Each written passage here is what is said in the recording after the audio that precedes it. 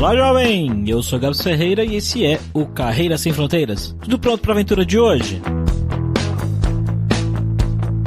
O nosso convidado de hoje estudou economia e sua primeira experiência profissional foi na KPMG. Depois de um tempo trabalhando, acabou surgindo para ele a oportunidade de ir para o México e ele acabou tendo a ajuda da IESEC, que a gente já chegou até a citar em alguns outros episódios. No início da vida lá, a IESEC foi essencial para o Douglas encontrar um lugar para morar e se adaptar. Ele também não teve tanta dificuldade com a comida apimentada mexicana, já que ele é do norte de Minas Gerais e se considera mais baiano do que mineiro. Já na parte de amizades e na relação com os colegas de trabalho, ele sentiu uma diferença um pouco mais forte. Mas eu vou deixar ele mesmo contar.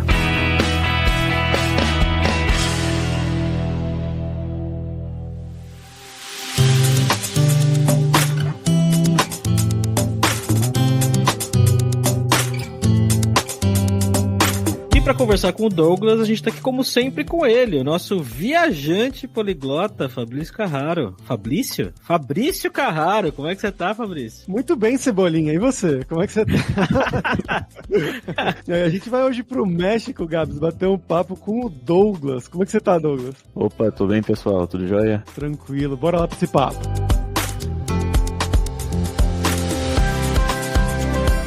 Bom, galera, como sempre, só o nosso jabazinho inicial aqui, que o podcast Carreira Sem Fronteiras é oferecido pela Alura Língua, cursos online de idiomas, que eu, Fabrício Carraro, ajudei a desenvolver com métodos que eu utilizei e utilizo para aprender idiomas como francês, italiano, russo, polonês, grego, alemão e assim por diante. E lembre-se que o ouvinte do Carreira Sem Fronteiras tem 10% de desconto em todos os planos, para você estudar todos os níveis de inglês e espanhol com a gente pelo mesmo valor. Então vai lá em aluralingua.com.br/promoção/carreira e começa a estudar com a gente hoje mesmo.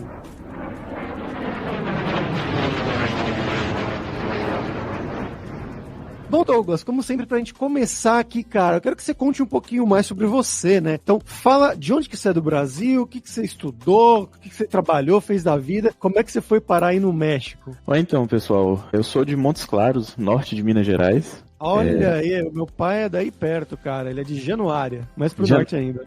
Januária, conheço demais da conta, muitos amigos lá, inclusive. E sou economista de formação e de coração, comecei a trabalhar com auditoria assim que eu saí da faculdade, como trainee na KPMG, eu me mudei de Montes Claros para Belo Horizonte, então eu segui minha carreira nessa área de consultoria e auditoria, comecei como trainee na KPMG, como eu mencionei, onde eu fiquei por aproximadamente 3 anos, e senti que era hora de começar a buscar novas opções, né, novas alternativas de trabalho que poderiam proporcionar umas experiências que eu estava buscando naquele momento da minha carreira, e comecei a considerar a possibilidade de vagas de trabalho no exterior. Só que era bem complicado, né, conseguir um visto de trabalho, aplicar para uma vaga e tudo. E por coincidência, minha colega de trabalho, que tinha entrado quase junto comigo na KPMG, estava vindo para o México, na verdade. Ela tinha sido aprovada no processo seletivo para Brown-Forman. Para quem não sabe, é a empresa holding dona da Jack Daniels, que é a sua marca mais famosa. Ela ia vir para o México para trabalhar com auditoria também, e entretanto, problemas pessoais na família dela, ela decidiu não vir e me perguntou: Douglas, eu posso te indicar? Assim, só para eu não ficar mal com o pessoal, falei: pode, vai lá, me indica aí. Assim, sem nenhuma pretensão, né? Comecei, fiz o processo seletivo com o pessoal da empresa, mencionei para eles que eu não sabia falar nada de espanhol, 000 mesmo assim. Fiz todo o processo seletivo em inglês e eles falaram: pode vir, o espanhol você aprende aqui. E o idioma oficial da empresa era o inglês, então pra mim não foi tão difícil no início. Aí depois de um ano e meio aproximadamente na Jack Daniels, eu tava planejando voltar para o Brasil, quando um headhunter me procurou pelo LinkedIn, me ofereceu uma vaga na Heineken. Eu pensei, poxa, Heineken era a empresa que eu sonhava desde os primórdios que eu comecei a estudar. Falei, não posso, tem que aceitar. E tô aqui hoje. Uma coisa, você recebeu a proposta da Heineken antes ou depois que você foi pra aí?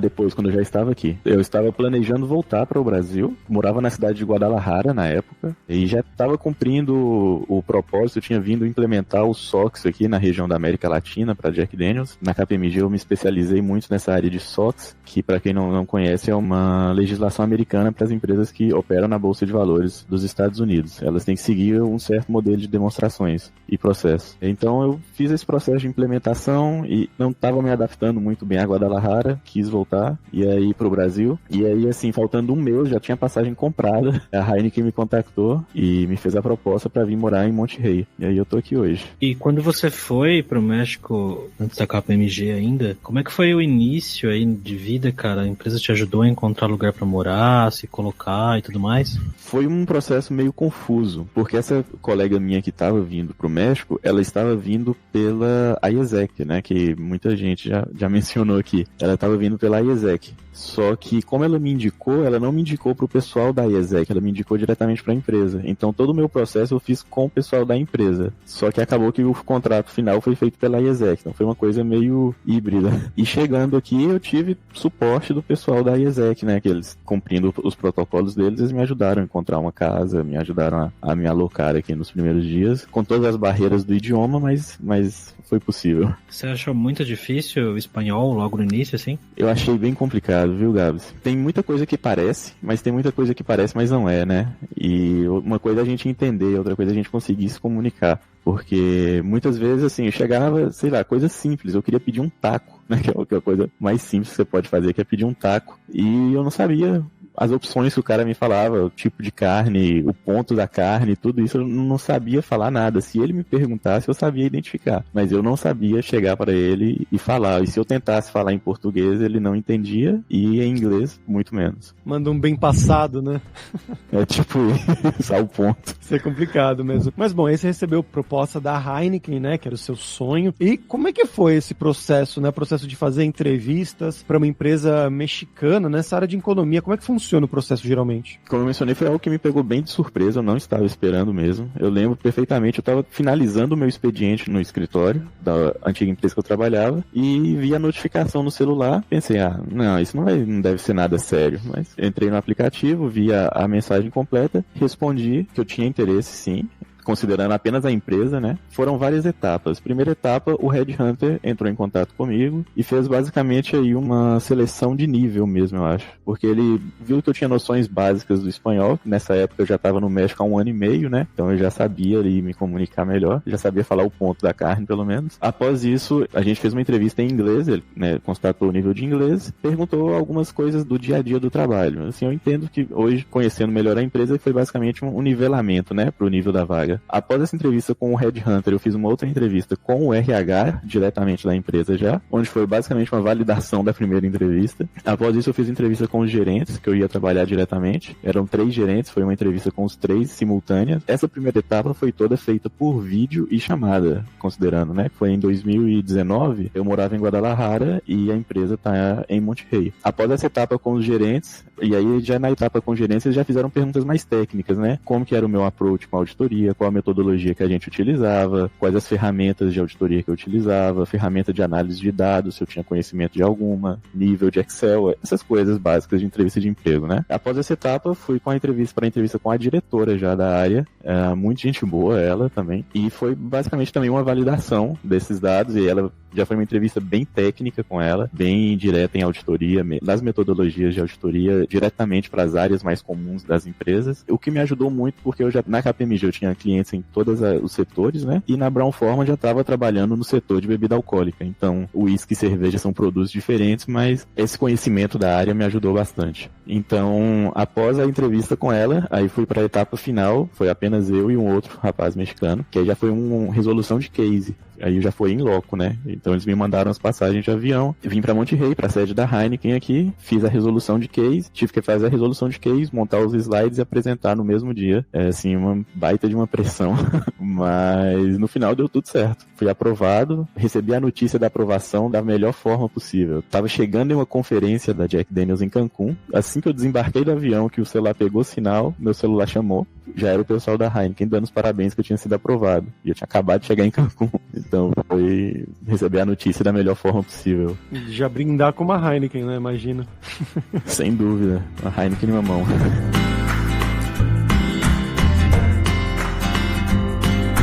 Conta um pouco mais sobre o seu trabalho, né? que faz um auditor aí, especificamente o que você audita? Não é a cerveja que você audita, não. Cara, infelizmente, não.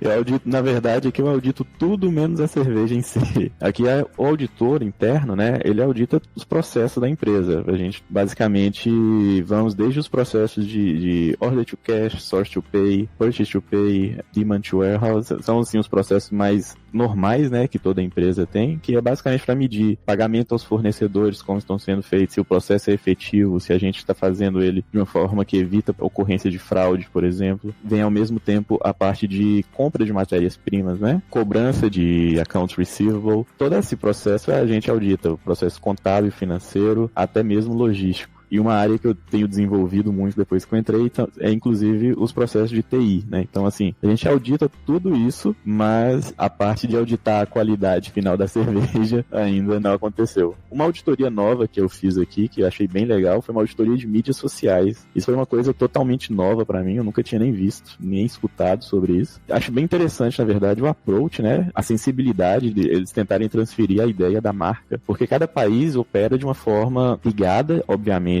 a Amsterdã. Entretanto, eles chamam de OPCO, né, que é Operational Company, para medir se todas as campanhas de marketing estavam sendo feitas de acordo com a ideia da marca, que os patrocínios estavam sendo feitos a entidades ou a eventos que corroboram com o ideal. Então, assim, é toda uma experiência bem legal, bem diferente, e ampliando esse leque de opções de auditoria, não só ficando na parte contábil e financeira, mas indo também além do que eu já estava acostumado, fazendo a parte logística, mídias sociais, safety, que eu nunca tinha feito revisão de safety. A gente recebeu uma capacitação e especializamos nisso. Então está sendo, né, uma experiência bem rica, bem interessante. E Douglas, você já falou que você tinha dificuldade com o idioma, né, quando você chegou aí, mas eu queria saber como que foi a questão de você morar no México. Como é o México, né? Já que você já morou em 2 cidades aí, já deve conhecer outras também. Como é que é? É muito parecido com o Brasil? É muito diferente? As pessoas, como é que elas são? O que é legal de fazer? Cara, ao mesmo tempo que eu penso que é parecido, eu penso que não é parecido. O México é muito peculiar, às vezes. Eu sofri muito no início por não entender como as coisas funcionavam aqui. Então, eu acho que isso é normal. Durante a faculdade, eu fiz intercâmbio para Portugal também, intercâmbio acadêmico, né? E também sofri no início por não saber como as coisas funcionavam. Então, acho que, independente do país que você vá, sempre que você chega, você vai ter aí alguns entraves no início para adaptar o ritmo, né? Tipo, como as coisas são. Mas, assim, uma coisa que eu sempre gostei de quando eu vou para outro lugar, seja viajando em férias, que seja no intercâmbio que eu fiz em Portugal ou aqui no México agora, é que quando a gente fala que é brasileiro, a gente é muito bem recebido. Eu acho que isso é uma unanimidade no mundo, assim, pelo menos nos lugares que eu conheço. Sempre que eu chego e falo que sou brasileiro, todo mundo já,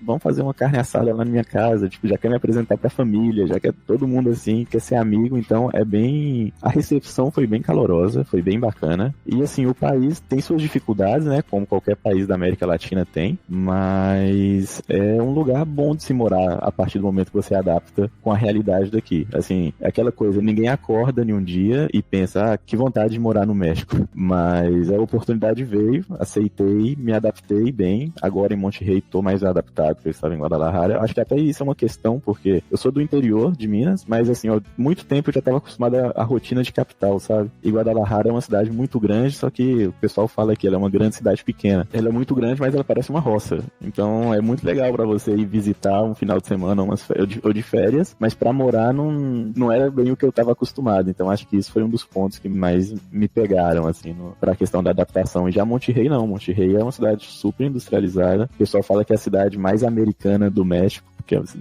parece que você tá no Texas às vezes. Mas é basicamente isso. Bem legal morar aqui. Tem as suas dificuldades, tem os seus pontos de melhoria também, como qualquer lugar. Mas se adaptando é fácil de viver e não é difícil de adaptar. Американская фирма Transceptor Technology приступила к производству компьютеров «Персональный спутник». E vamos para o nosso momento viajante poliglota com o Fabrício Carraro. E aí, Fabrício, o que você tem pra gente aí hoje? E aí, Gabs, nossa, hoje eu tô realmente animado porque o meu plano é esse ano ir visitar o México, voltar ao México depois de quase 30 anos aí da última vez que eu fui pra lá, que eu era criança, como eu já falei aqui em episódios passados, enfim. Mas é a minha vontade, né? Não é nem o sonho, a vontade, o plano talvez voltar pra lá depois depois do final da pandemia, né? Então vamos torcer pra dar certo. Mas a dica cultural de hoje é de um artista que ele é mexicano e por muito tempo eu não sabia que ele era mexicano, eu achava que ele era brasileiro por causa do nome, que é o famoso Carlos Santana. Você olha, né? Santana é um sobrenome brasileiro, claro. Eu achava que ele era um guitarrista brasileiro, mas não, ele é realmente mexicano, ele é um clássico, né? Famoso, tinha a Santana Blues Band, ele tocou em Woodstock, tem 1 milhão de CDs, ele era mariachi, o pai dele, na verdade, era mariachi, mas ele sempre tocou vários instrumentos, principalmente a guitarra, né? Que é o instrumento pelo qual ele é mais conhecido, mas tocou com o Matchbox 20, com o Eric Clapton, com a Dido, com a Shakira, com o cara do Nickelback, ele tem muitas,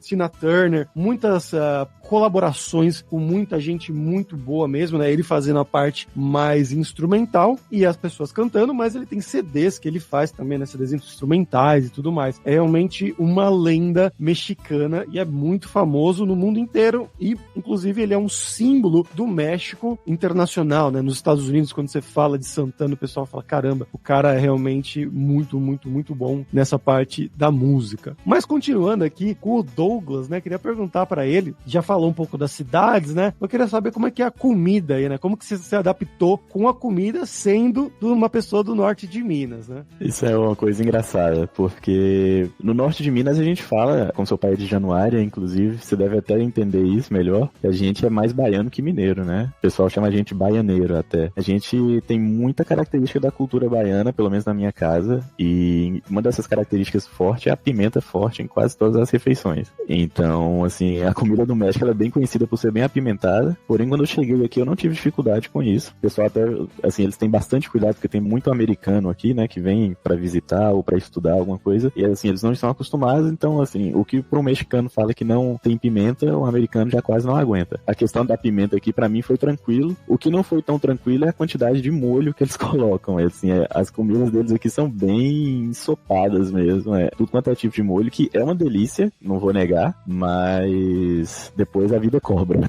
Uma gastrite vem. O que você mais come por aí, geralmente? Você tentou adaptar a comida brasileira, a comida mineira, ou você realmente pegou a comida mexicana e pulou de cabeça? Olha, por muito tempo eu tentei fazer uma imersão total na cultura, sabe? Até mesmo com uma forma de adaptação. Tentei fazer uma imersão total na cultura, comer tudo. Até música, reggaeton foi que me ajudou bastante a aprender o espanhol. Só que meu corpo começou a rejeitar isso, porque, querendo ou não, são muitos anos acostumado com a comida brasileira, né? Não é em 6 meses, 1 ano que eu ia adaptar completamente a comida mexicana. Mesmo que quando eu estava no Brasil, minha comida estrangeira favorita sempre já era a comida mexicana, mas a comida mexicana daqui é bem diferente. O que eu como mais aqui normalmente é taco, que é o clássico, né? E minha comida mexicana favorita, são os chilaquiles, que é isso no café da manhã é uma maravilha. Só que, assim, eu tento me controlar para comer uma vez por semana, uma vez a cada 15 dias, porque também é uma bombinha calórica e de molho, de tudo quanto é tipo, você puder imaginar também. E aí, minha amiga mexicana falou exatamente isso, cara, que eles comem bastante esses chilaquiles pela manhã e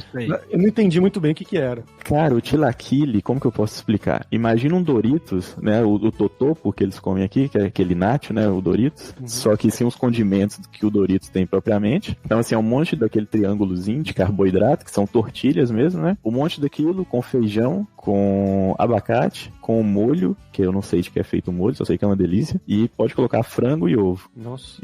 Quando eu falo, é uma bomba no café da manhã. 7 horas da manhã, o pessoal já tá mandando uma dessa pra dentro. Mandando feijão.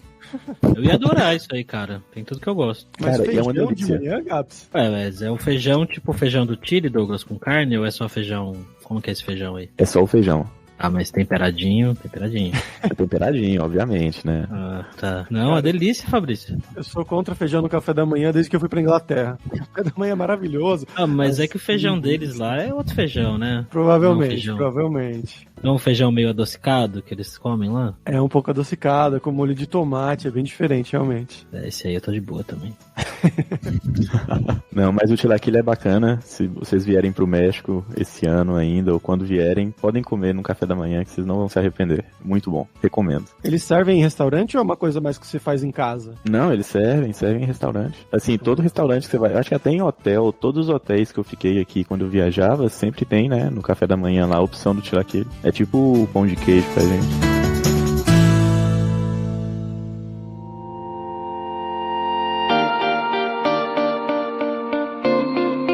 Douglas, o estilo de vida aí, cara, o que tem de legal pra fazer em Guadalajara, em Monterrey? O que os mexicanos curtem fazer? Então, Gabs, Guadalajara é uma cidade muito cultural, né? Então, eu não sei se era, inclusive pelo meu estilo de vida lá, eu fiquei muito amigo do estagiário e ele me levava para todas as festas da faculdade dele. Então, eu conheci gente de várias nacionalidades e a impressão que eu tenho é que Guadalajara é uma cidade muito cultural. Sempre tem eventos culturais, tanto de cultura local quanto de cultura estrangeira. Por exemplo, tem uma feira do livro que tem anualmente, que sempre escolhe um país, referência como homenageado, e fazem toda uma análise daquele país, cultural, econômica, e levam palestrantes, levam grupos musicais. Então, assim, Guadalajara é uma cidade que proporciona muito isso. Monterrey, eu não sei te falar com tanta precisão, porque quando eu cheguei aqui, eu cheguei junto com a pandemia. Eu fui contratado em 2019, só que quando eu me mudei pra cá, definitivamente mesmo pra morar, eu cheguei já junto com a pandemia. Eu fui pro escritório uma semana e a gente começou a trabalhar de casa e tudo fechou. Porém, agora que as coisas estão reabrindo novamente, aqui tem bastante parque ecológico. Como o próprio nome da cidade diz, né? Monterrey, né? O rei da montanha. A cidade é toda cercada por montanhas maravilhosas, então assim, o ecoturismo aqui é muito forte e bares sensacionais, assim, como eu sou de Minas Gerais, né, morei em Belo Horizonte muito tempo,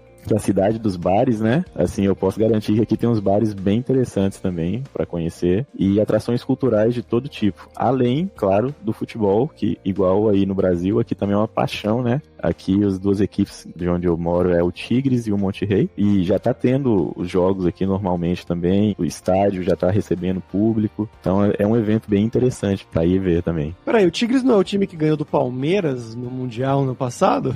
Esse mesmo. Olha aí, que interessante. Palmeirenses aí. Tá uma zoação aqui, porque eu não sou palmeirense, né? Sou cruzeirense, nem sei se eu devia estar falando isso, mas zoação porque, pô, Palmeiras tava jogando, representando o Brasil, vão torcer pro Palmeiras, obviamente. Só que aí eles vão lá e ganham. Aí agora no UFC o mexicano foi lá e tirou o cinturão do brasileiro também. Então assim, o pessoal tá cobrando, né? Falei, o que tá acontecendo? Ah, cara, eu fui morar na Alemanha depois do 7-1, então tá tranquilo. Nossa, é pesado. Isso é complicado também, porque essa referência do 7-1 é a pior possível, porque o pessoal me pergunta, de onde você é no Brasil? Eu falo, pô, Montes Claros ninguém vai conhecer. Eu falo a cidade mais conhecida, mais próxima de Montes Claros, que é Belo Horizonte. E eles, Belo Horizonte, eu já ouvi isso em algum lugar, é a cidade do 7-1. Mas, sim. Virou referência. Douglas, agora vamos falar sobre dinheiro, cara. Eu queria que você contasse pra gente como que é o custo de vida aí no México, em Monterrey, em Guadalajara, o que é caro, o que é barato, aluguel, mercado, Heineken e tudo mais. Opa, a Heineken é um preço justo sempre. Em Guadalajara, como eu mencionei que é uma cidade mais rural, é uma cidade industrial, mas é uma cidade menor, não vou falar que é uma cidade rural, mas ela tem muitas características rurais. Inclusive a agricultura é muito forte lá. O custo de vida, mas assim, como bom economista especulativo, acredito que seja pelo nível de industrialização que é maior, então assim, sempre os salários são maiores, né, recebem muita gente de outros países aqui, e pela proximidade com os Estados Unidos também, os gastos em dólar aqui são muito mais comuns que os gastos em dólar em Guadalajara. No geral, muita coisa é barato, por exemplo, carro aqui é mais barato que no Brasil, bem mais barato, não tão barato quanto nos Estados Unidos ou na Europa, é um preço bem mais acessível você comprar, por exemplo, uma BMW aqui do que uma BMW no Brasil. Tô olhando aqui no mapa onde que fica Monterrey, fica bem perto até da fronteira, realmente, né, de San Antônio ali, essa parte mais do Texas, né, dos Estados Unidos. Exatamente, fica 2 horas de carro. Eu nunca fui, mas todos meus amigos daqui, minha namorada, a família dela, falam assim que é um programa de final de semana, o pessoal sai, vai nos Estados Unidos, faz compras lá e tudo, que é mais barato, e volta. Que são 2 horinhas de viagem. Caramba, que legal. E aproveitando que você mencionou aí a sua namorada, né? Você falou que você foi pra lá faz um tempo, tava solteiro, imagino, não sei. Mas como é que é o chaveco no México? Como é que é a saída, a pegação? Cara, é diferente do Brasil em alguns pontos. O pessoal fala, o brasileiro é muito liberal, é diferente, já chega, já beija no primeiro encontro e tudo. Pelo menos aqui em Monterrey é um pouquinho diferente, né? Essa relação de sair, beijar no primeiro encontro. Aqui no México é um pouquinho mais difícil em relação a isso, mas joga a favor da gente toda a questão de ser estrangeiro, né? Assim, chegar com um sotaque diferente, não sei, pelo menos eu via isso quando eu estudava no Brasil, né, no ensino médio, principalmente, que minha escola recebia muito intercambista. Os intercambistas que iam, faziam, né, eram felizes. Acredito que é mais ou menos da mesma forma aqui. A gente, por ter um sotaque diferente, por ser o diferente aqui na região, né, joga a favor. Sim, funciona sempre isso aí. E Douglas, como que é trabalhar com os mexicanos aí, cara? A dinâmica de trabalho muda muito? O que você sente disso aí no dia a dia? Cara, essa é uma pergunta que até me dói o coração. Quando eu trabalhava no Brasil, né, a relação entre brasileiros, assim, é uma coisa muito legal e eu, pelo menos, não me dava conta disso até eu ir viver no exterior. Meus colegas de trabalho eram meus amigos, assim, meus melhores amigos mesmo, sabe? Tinham alguns deles que a gente tinha uma república dos funcionários, que a gente morava em Belo Horizonte, o pessoal de fora, a gente tinha uma república dos funcionários da mesma empresa. Então, assim, a gente acordava cedo, ia pra mesma empresa, malhava na mesma academia, vivia na mesma casa. Então, assim, a gente era família mesmo, sabe? E mesmo os que não estavam envolvidos nesse ciclo, a gente tinha muito mais proximidade do que eu sinto que tem aqui. A relação no trabalho, ela é boa, claro, mas não tem aquela zoeira entre os que a gente tem entre brasileiros, sabe? De fazer um trocadilho, fazer uma piadinha de quinta série e a pessoa ri. Aqui, a primeira vez que eu fiz uma piadinha de quinta série, o pessoal achou que eu tinha problema. Então, isso é uma coisa que eu sinto bastante falta, mas, assim, falando do ponto de vista meramente profissional, é bem bacana, bem legal, o pessoal recebe muito bem. Hoje que eu já falo o espanhol com maior fluência, principalmente que eu faço as auditorias com os meus colegas daqui, o departamento nosso ele é global, então eu não fico preso só no México, né? Eu faço auditorias no mundo inteiro. Normalmente eu sempre tenho um mexicano na equipe e, assim, a gente sempre, eu percebo isso, por exemplo, se eu tiver em uma equipe com um mexicano e um outro, não sei, de Singapura, que é onde a gente tem outro escritório de auditoria também, a conexão ela é mais forte com o mexicano pelos laços latinos, assim, eu acho que a gente se entende melhor. Mas aí quando a gente reduz isso ali ao nível de Brasil mesmo, o entrosamento entre a equipe e tudo, isso eu sinto muita falta. Bom, Douglas, pra gente fechar aqui agora a hora do perrengue, cara, que é quando a gente pede pros nossos convidados contarem histórias engraçadas, gafes, mix, coisas que você tenha passado aí nesse tempo todo no México. Cara, gafes aqui não faltam, pra te falar a verdade. Por exemplo, quando eu cheguei aqui, eu mencionei que eu não falava nada de espanhol. Eu não conhecia ninguém, não tinha nenhuma... Ou seja, não conhecia ninguém aqui, não conhecia a cultura do país, não conhecia o idioma, não conhecia nada. E era muito comum no escritório, lá em Guadalajara, o pessoal me perguntava isso. Falava, Douglas, mas como assim? Você não conhece ninguém, você não fala o espanhol direito? O que você faz no final de semana? Eu sempre gostei muito de praticar exercício. Assim, praticar exercício é meu hobby, assim, é o que eu não deixo de fazer. Como eu não estava matriculado em nenhuma academia ainda, eu saía pra correr. Então, o pessoal me perguntava, o que você gosta de fazer aí no final de semana? Eu falo, eu gosto de correr, eu saio pra correr. Aqui tem, né, uma coisa legal que nos finais de semana, nos domingos, eles fecham as principais avenidas pro pessoal ir andar de bicicleta, andar com cachorro, correr, essas coisas. Eu falei, inclusive perto da minha casa, nos finais de semana, o pessoal fecha as ruas pro pessoal possa ir correr. Você sabe dessa, Gabs? Acho que sim, correr, né? Só que correr aqui, eu não sabia que correr é outra coisa, né? Na verdade, pra quem não sabe, correr seria como fuck.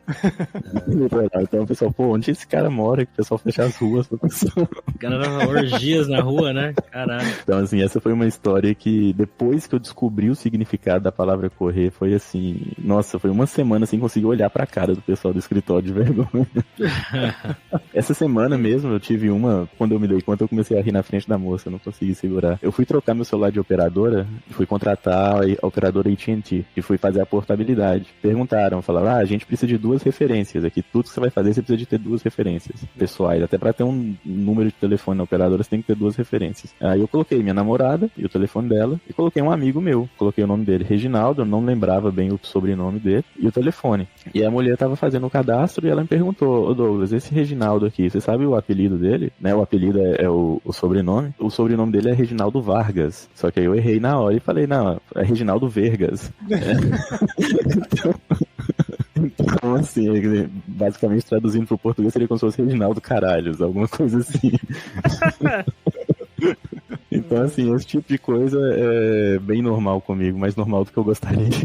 Em espanhol, cara, é muito próximo, né? Então vai acontecer sempre. Exatamente. Acontece com uma frequência até relativamente alta. É que nem quando a gente conversou com a boliviana e ela falava que gostava de tomar pinga, né?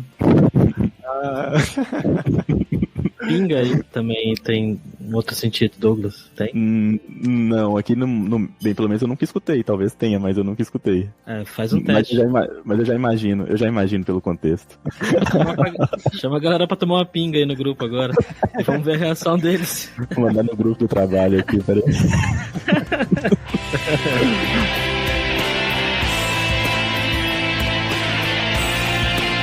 Maravilha, Douglas, cara. Muito obrigado pelo seu tempo, foi um papo muito legal. Queria saber se você quer divulgar alguma coisa. Valeu, pessoal. Tem minha página no LinkedIn, mas eu sei que vocês vão colocar na descrição. Então, assim, caso algum outro brasileiro que viva aqui no México esteja escutando, me agrega lá, vamos fazer contato. E se alguém de qualquer outra parte do mundo também que tem interesse de vir pro México, tenha curiosidade sobre alguma coisa que não foi mencionado aqui, pode me procurar à vontade. Estou aberto para responder qualquer dúvida e é isso aí.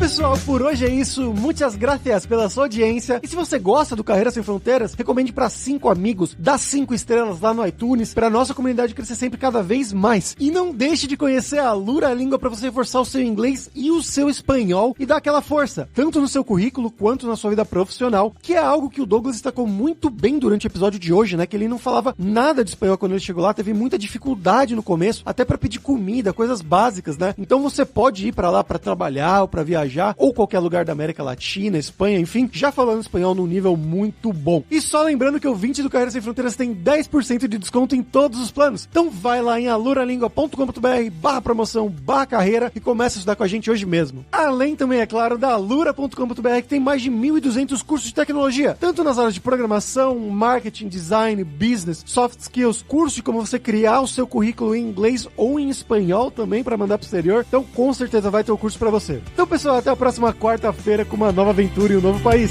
Tchau, tchau!